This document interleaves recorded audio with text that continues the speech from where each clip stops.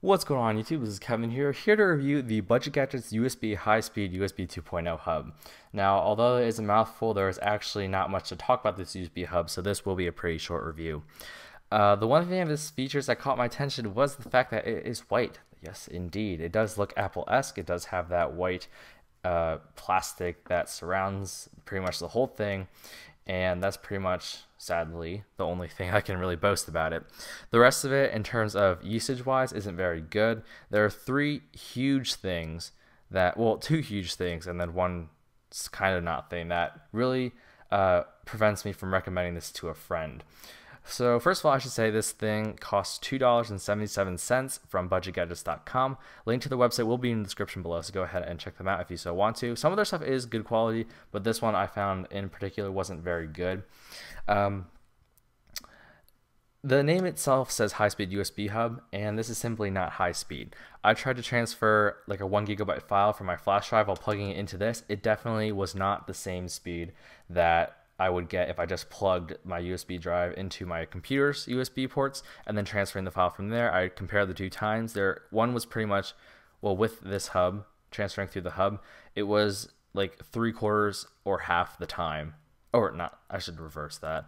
My bad. If I plugged my flash drive into my computer, I got half or 1/3 the time that it took for this thing compared to this. So this is like one and a half to 2 times slower than a USB 2.0 hub. That's what I'm trying to say.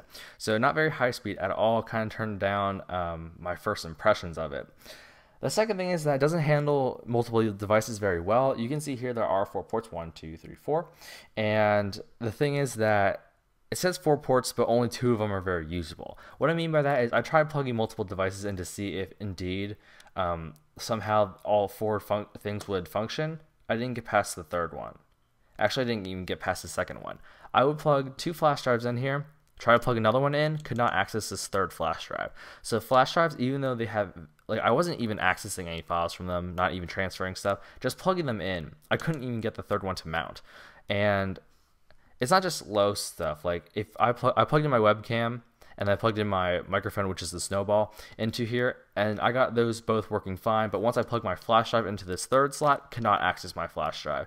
And it's not just this port. I tried various combinations of the ports. They all work, but you can only plug in 2 things at a time, so that kind of defeats the purpose of it being a 4-port USB hub. So that really prevents me from saying I like this product. It's very good, because it's not very good at all.